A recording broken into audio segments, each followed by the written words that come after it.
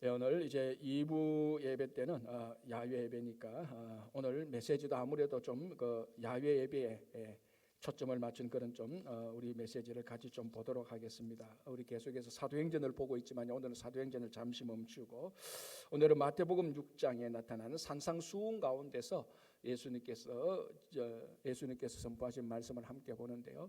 우리가 일반적으로 자연을 보면은 이 자연이 우리들에게 말해주는 하나님의 계시가 있습니다. 더 쉽게 말하면은 자연을 통해서 하나님께서 우리들에게 하시고자 하는 말씀, 메시지, 음성이 있다는 겁니다.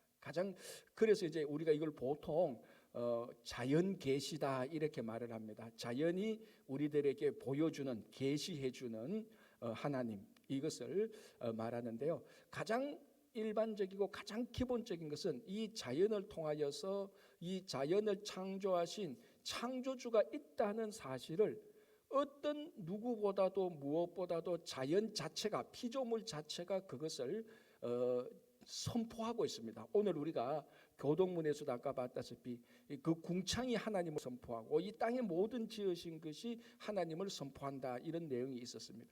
여기에 관하여서 우리 로마서 1장 20절을 보면요, 사도 바울이 이렇게 명확하게 말하고 있습니다. 제가 읽어드릴게요.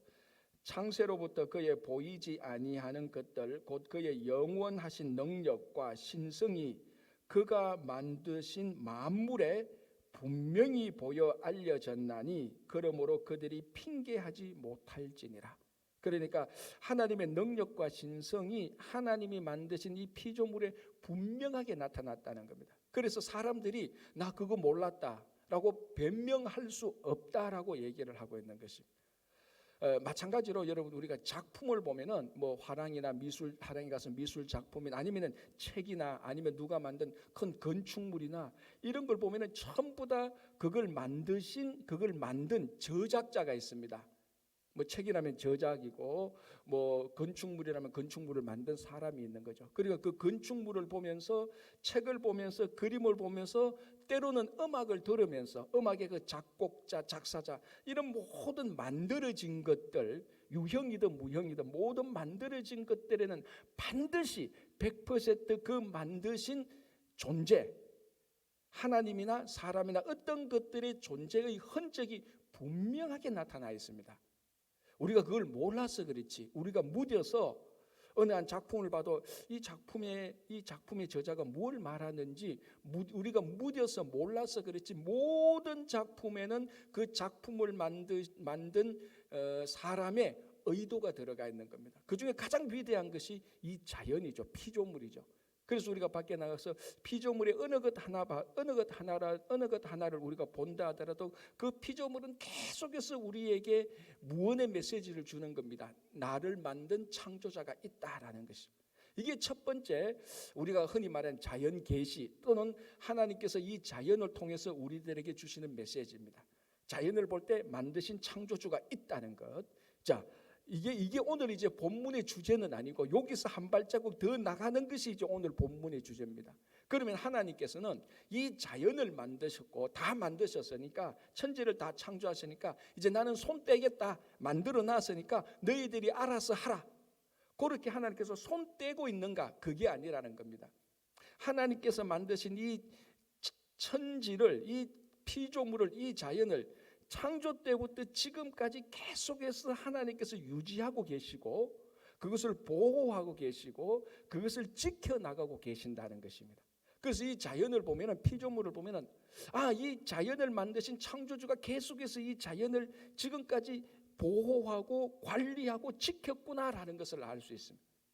그래서 쉽게 말하자면 이 자연 또는 피조물을 통해서 우리는 크게 두 가지를 알 수 있습니다. 첫째는 이 자연을 만드신 창조주가 있다는 것이고, 두 번째는 만드실 뿐만 아니라, 만들었던 것뿐만 아니라 이 만들었던 자연에 대해서 그 창조주가 책임을 가지고 지금까지 보호하고 지켜오고 있다는 것입니다. 오늘 이제 우리가 함께 생각해 볼 메시지는 두 번째 메시지입니다. 만드신 이 모든 피조물을 하나님께서 잘 보호하고 지키고 있다는 것입니다. 그게 오늘 마태복음 5장, 6장, 7장 흔히 우리가 말하는 산상수훈의 중요한 메시지 가운데 하나가 오늘 예수님께서 말씀하신 것이죠. 첫 번째 뭐라고 말을 합니까? 26절에 공중의 새를 보라라고 말을 합니다. 자, 이 공중의 새는 당연히 하나님께서 만든 피조물이죠. 뭐 이 세상에 하나님께서 안 만드신 것이 없지만 공중의 새를 보라, 공중의 저 피조물을 보라라는 겁니다. 왜 새를 보라고 말하는 것이죠? 이 새가 얼마나 아름다운지, 이 새가 얼마나 빠르게 나는지, 이 새의 가족이 몇 마리인지, 이 새가 어느 종에 속한 것인지 그걸 보라는 것이 아니고, 이 새를 보라는 것은 오늘 본문에도 나온 것처럼 심지도 않고 거두지도 않고 모으지도 않는데 잘 먹고 잘 산다는 겁니다. 그걸 보라는 겁니다. 아니, 새가 저렇게 재빠르게 나르고 저렇게 살이 통통 찌고 지금까지 살아오고 잘 먹고 잘 사는데, 가만히 보면 오늘 본문에서 뭐라고 말하는가 하면 이 새는 자기 양식을 위하여서 심지도 않고 거두지도 않고 모으지도 않는데 새는 잘 살고 있다는 것입니다. 그걸 보라는 겁니다. 그래서 이 새를 볼 때, 아니 이 새는 심지도 거두지도 모으지도 않고, 자, 심지도 거두지도 모으지도 않고 하는 것은 사람이 농사를 짓는다고 생각한다면 농사의 가장 기본적인 법칙이 이겁니다. 씨를 심어야 되는 거죠. 이거 안 심으면 농사 자체가 안 됩니다. 심고 난 다음에 거두어야 됩니다. 그리고 거두고 난 다음에 잘 모아놔야 되죠. 그래야 또 그 다음에 또 그 모아놓은 음식을 먹는 거죠. 그러니까 심고 거두고 모으고는 사람이 하는 행위, 농사에 비교한다면 생존을 위하여서, 양식을 위해서 가장 기본적으로 하는 행위입니다. 그런데 새는 그 자기 생존을 위해서, 자기 양식을 위해서 가장 기본적인 행위조차도 안 한다는 겁니다. 심지도 않고 거두지도 않고 모으지도 않는다는 겁니다. 그런데도 매일매일 새가 살아가는 것을 보라는 겁니다. 저 새가 심지도 거두지도 모으지도 않고 양식을 위해서 아무 일도 안 하는데 저 새가 굶는 것을 봤느냐, 그리고 저 새가 내일 뭘 먹을까 걱정하는 것이 있느냐는 겁니다. 그렇지 않다는 겁니다. 아무 일도 안 해도, 양식을 위해서 아무 일도 안 해도 아무 걱정도 없고 한 번도 굶어 본 적이 없는 그것을 보라는 겁니다. 새를 보면서. 그러면 새는 어떻게 해서 아무것도 안 하는데도 저렇게 걱정 없이 잘 먹고 잘 사느냐? 대답은 하나죠. 오늘 본문에 보면은 하나님께서 기르신다는 겁니다. 하나님께서 그 새를 돌보시고 있으니, 피조물을 돌보시고 있으니 새가 걱정 없이 잘 살고 있지 않느냐라고 말을 하는 거예요. 자, 여기에 이제 하나의 모순이 있는 거죠. 우리하고 비교해서.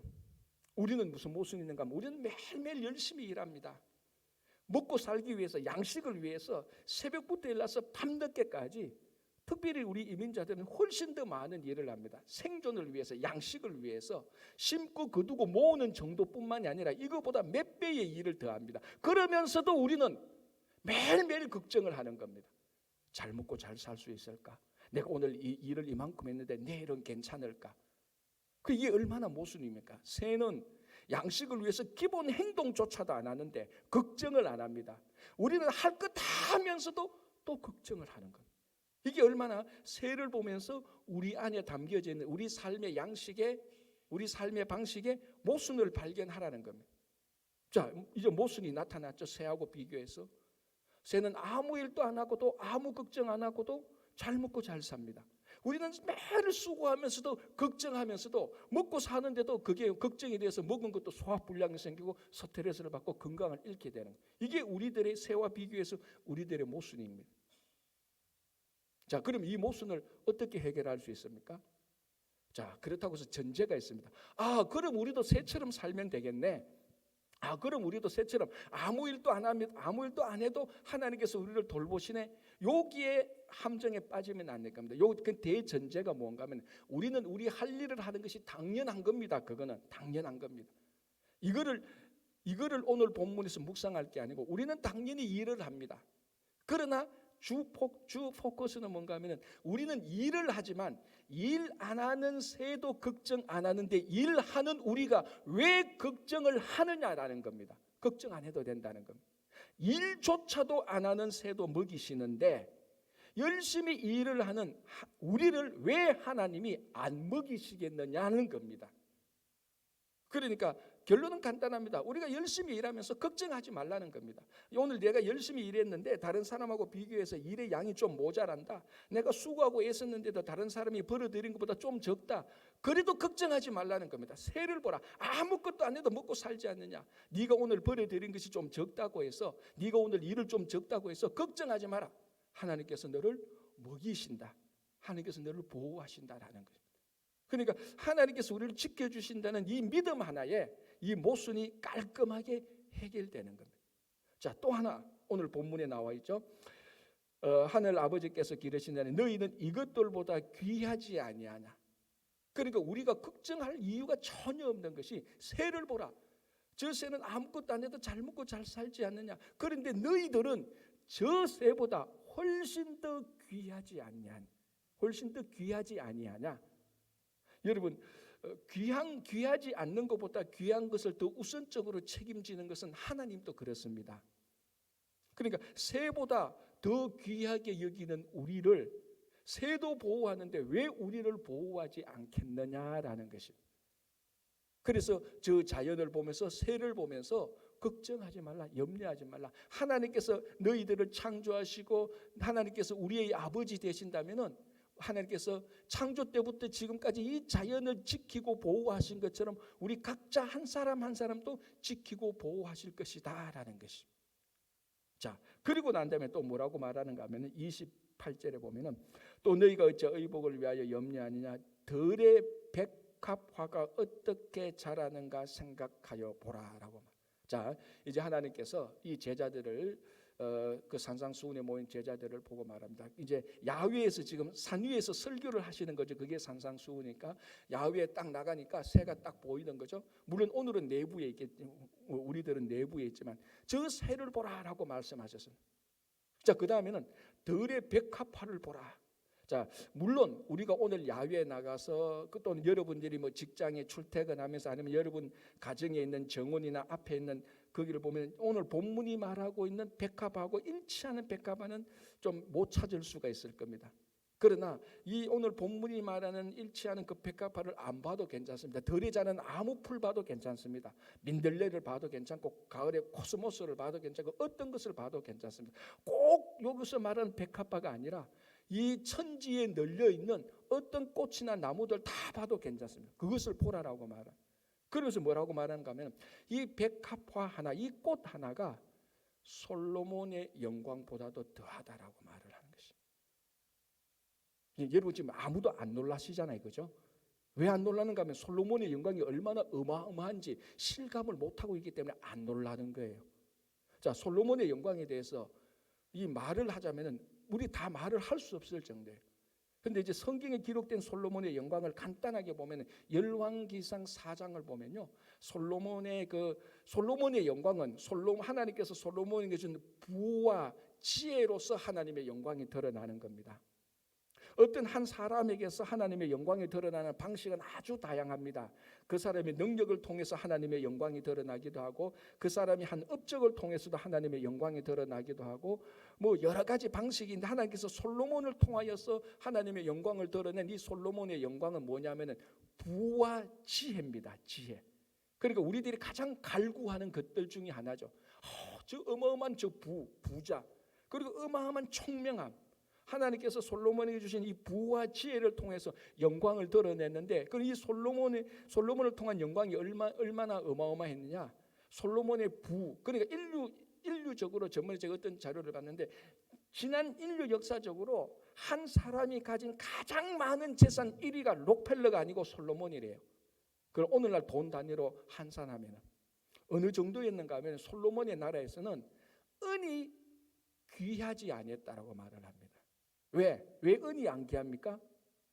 그 나라에 있는 모든 것이 다 금이 아니고 정금, 14K가 아니고 순금으로 되어 있다라고.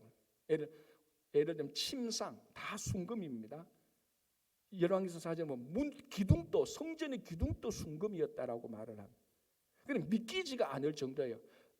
나도 목사인데 나도 믿음이 있는 사람인데 아니 솔로몬의 부를 보면 야 이거 믿을 수가 있어라고 할 정도로 어마어마한 부가 있습니다. 모든 게 다 정금입니다. 이 강대상 하나도 점검이고 책상도 점검이고 침상도 점검이고 기둥도 점검이고, 그러니까 그날의 모든 것이 점검이니까 실버가 하나도 귀하지 않다는, 얼마나 부했으면. 그리고 또 한 가지 말하는 것이 1년 세입이 666달란트라고 말을 하죠. 한 달란트가 얼마만에 오늘날의 액수인가 하면 한 달란트로 노예 1,500명을 살 수 있습니다. 달란트 하나로 1,500명. 그러니까 여러분들에게 달란트 하나 있으면요, 여러분이 공장을 세우면 1,500명의 인플로이를 달란트 하나로 다 페이를 다 지급할 수 있다니까요. 1년 동안. 이 달란트 하나가 어마어마한 양인데, 이게 1년 세입이 666달란트니까 1,500 곱하기 660 하면요 99만 9천이 나와요. 그러니까 약 100만 명이에요. 100만 명. 그러니까 100만 명의 인플로이를 1년 동안 다 페이할 수 있는 돈이 그냥 1년의 세금이에요. 그냥 세금만 있느냐, 각 나라에서 바치는 조공들이 어마어마합니다.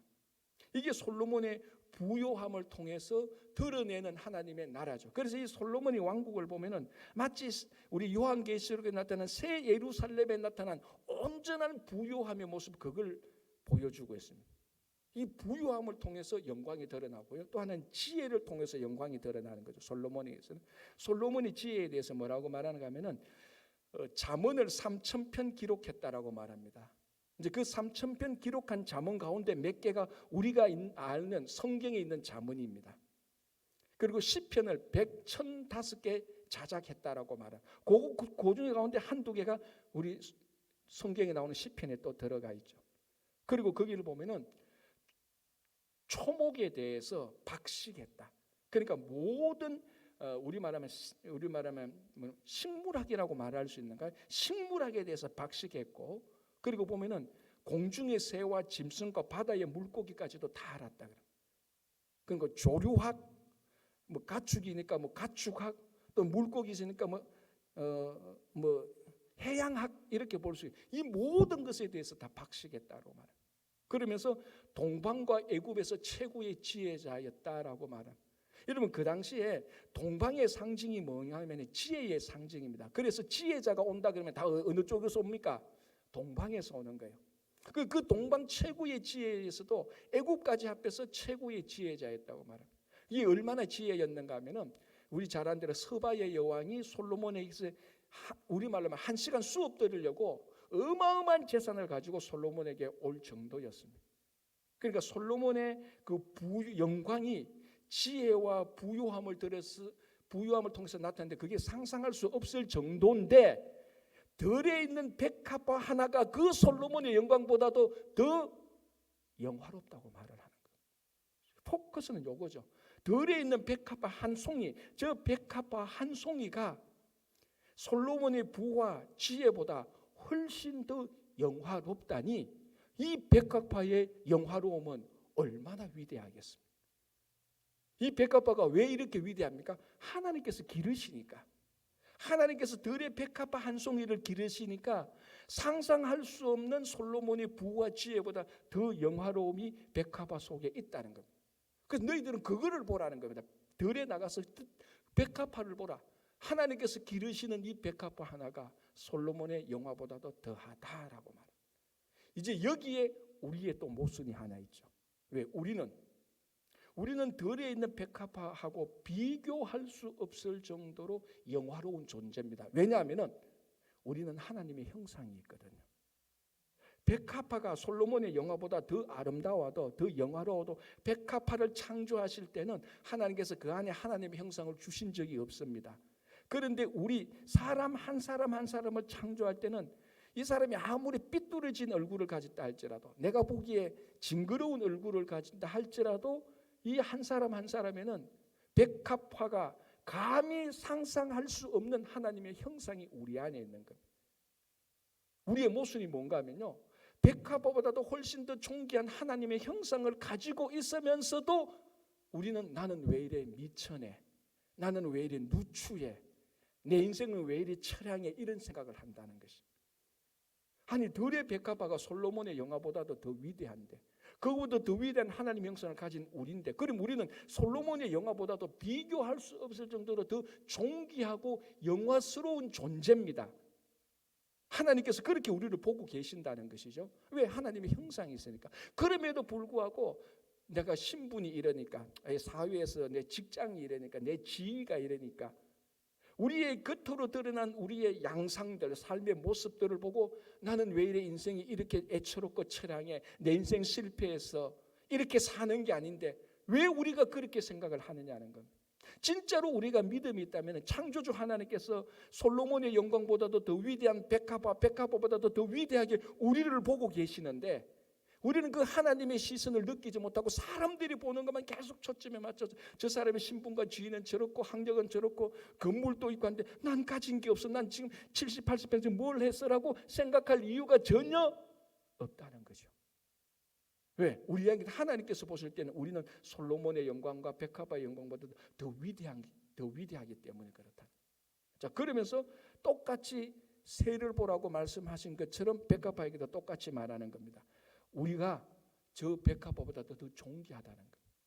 그런데 이 백합화, 솔로몬의 영광보다도 더 위대한 백합화를 하나님께서는 오늘 본문에서 뭐라고 말하는가 하면 30절에 오늘 있다가 내일 아궁이에 던져지는 들풀에 불과하다라고 말을 합니다. 솔로몬의 영광보다 더 위대한 백합화를 내일 아궁이에 던져질 그런 존재라고 보는데, 우리가 내일 아궁이에 던져질 존재로 하나님께서 우리를 보십니까? 그렇지 않지 않습니까? 우리는 하나님의 자녀로 보고 있는 것입니다.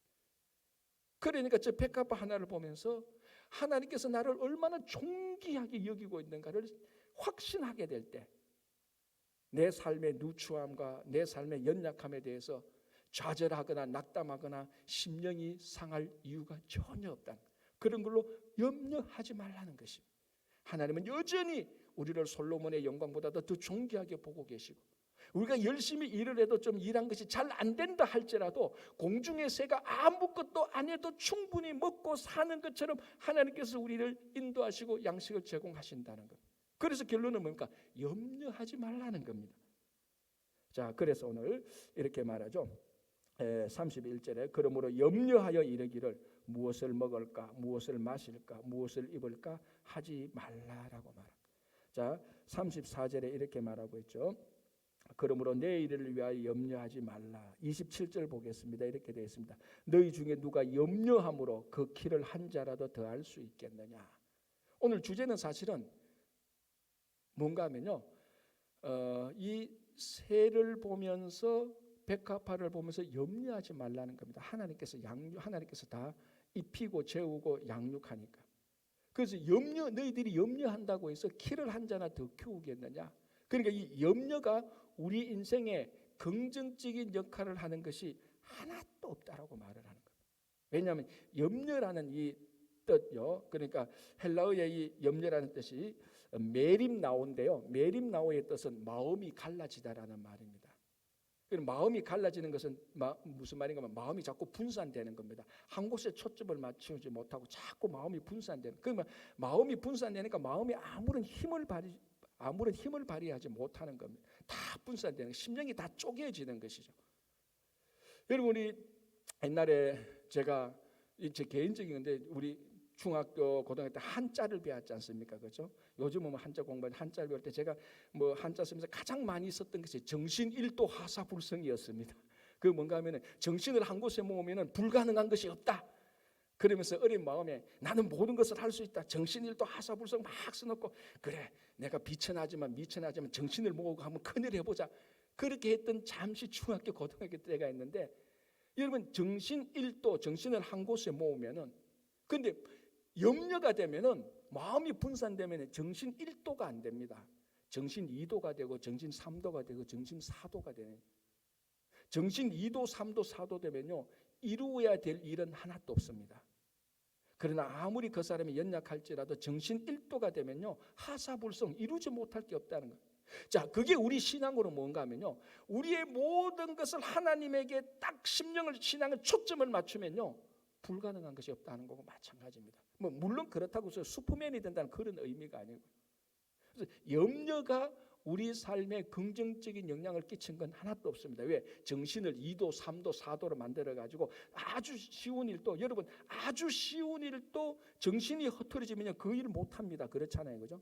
돌멩이 하나 옮기는 것도요, 정신 5도, 6도 되면 그거 못해요. 하기 싫어서도 못해요. 그러나 산을 움직인다 할지라도 정신 1도가 되면 할 수 있는 겁니다. 그게. 우리가 하나님에게 초점을 맞추면 그게 가능한 거죠. 그런데 염려가 그걸 다 부숴버리는 겁니다. 여러분, 제가 전에도 한번 말씀드렸지만요, 2차 대전 때요, 전장터에서 죽은 미군의 군사가 세계 제2차 대전 때 35만 명입니다. 통계적으로. 그런데 그 2차 대전 그 기간 동안에, 그리고 2차 대전이 끝난 그 후유증 기간 동안에 자식을 전장터에 보내고 남편을 전장터로 보내서 그게 스트레스 받아가 심장병으로 죽은 사람이 100만 명이래요. 그게 걱정이 돼가지고 우리 아들이 전쟁터에서 잘 있는지 막 전쟁의 소식이 들리지 않습니까? 그런데 오늘날처럼 뭐 즉각 들리는 전쟁의 소식이 빙 둘러서 들을 전부 다 왜곡돼서 들리는 겁니다. 야, 어느 동부 전선에서 사람들이 다 죽었더라. 그게 어느 아들인데 그게 우리 아들이더라. 확인할 길이 없는 겁니다. 통신이 발달하지 않으니까. 그러니까 염려되고 걱정되는 거예요. 전장터에 남편을 보내고 자식을 보낸 사람은 살았다는 얘기를 듣기 전까지는 모든 게 다 염려되고 걱정되는 거예요. 그 염려 걱정 때문에 심장병으로 그 몇 년 동안에 죽은 사람이 전장터에서 죽은 사람보다 더 많다는 겁니다. 3배죠, 3배. 이런 이야기 있어요. 어느 한 도시에 죽음의 천사가 그 도시를 심판하기로 작정을 했습니다. 그래서 이 도시에 내가 2,000명을 한 달 후에 죽이겠다고 죽음의 천사가 선포를 했습니다. 그게 이제 그 도시에 쫙 퍼졌죠. 이제 도시 대표자들이 마을 회의를 합니다. 우리 이래가 안 된다. 2,000명이 죽는 건 너무 심하다. 우리가 잘못을 했지만. 그래서 죽음의 천사하고 딜을 하자. 그래서 그 도시의 대표자가 죽음의 천사하고 만나서 딜을 합니다. 우리가 잘못했지만 2,000명이 죽는 것은 너무 많다. 절반으로 깎아달라. 그러니까 죽음의 천사가 오케이 콜했습니다. 그럼 한 달 뒤에 이 도시에 1,000명을 죽이겠다. 2,000명 죽는 것에서 1,000명을 죽였으니까 엄청나게 잘한 거 아닙니까? 그래서 한 달이 지나고 난 다음에 드디어 D-Day 날 죽음의 천사가 도시를 확 가면서 사람들을 죽였는데 그 다음 날 보니까 죽은 사람이 7,000명이야. 그러니까 이 도시의 대표자가 아니 이건 아니지 않느냐 해서 죽음의 천사를 만났습니다. 아니 당신 우리하고 합의했잖냐. 1,000명만 죽이는데 왜 7,000명이 죽었냐 하니까 그 죽음의 천사가 말하기를 아니 나 어제 1,000명 죽였다고. 7,000명 죽였는데 6,000명은 내가 죽인 게 아니야. 그럴 리가 없다. 어제 밤사이에 7,000명이 죽었는데 옥신각신하는 겁니다. 나중에 알아보니까 진짜 죽음의 천사는 1,000명 죽었고 6,000명이 어떻게 죽은 줄 아시죠? 지난 한 달 동안에 그 1,000명 속에 내가 포함되지 않을까? 그 죽는 1,000명 속에 우리 가족이 포함되지 않을까? 그거 근심 걱정 염려하다가 6,000명이 죽었다는 겁니다. 물론 이거는 신화는 아닙니다. 뭘 말합니까 여러분? 염려가 우리를 죽이는 겁니다. 전장터에서 죽는 그 무서운 무기보다 염려가 훨씬 더 나쁜 악 영향을 끼치는 거죠. 그래서 오늘 주님은 말씀하십니다. 염려하지 말라. 어떻게 해요? 나가서 새를 보라. 저 새는 아무 일도 안 하고 잘 먹고 잘 살자고 아무 걱정 안 한다. 너희들은 새보다도 더 귀하고 더 열심히 일하는데 너희들이 하물며 새보다 더 귀한데 너희들이 그걸 걱정을 할 이유가 무엇이 있겠느냐. 들의 백합화를 보라는 겁니다. 솔로몬의 영광보다 더 위대하지 않느냐. 그러면서 새와 들을 보면서 어디에 초점을 맞춥니까? 그 배후에 있는 하나님에게 초점을 맞추는 겁니다.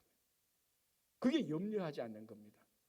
그래서 새와 백합화를 보면서 단순히 새와 백합화를 보는 것이 아니고 저 새와 백합화를 창조하신 하나님께서 지금까지 유지하고 보호하고 인도하시는데 새와 백합화를 인도하시는데 우리도 지극히 당연하게 훨씬 더 존귀한 존재니까 우리를 인도하신다는 겁니다.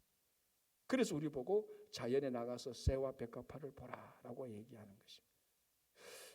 여러분 오늘 여러분들이 댁에서 교회까지 오시면서 수없이 많은 자연을 봤습니다.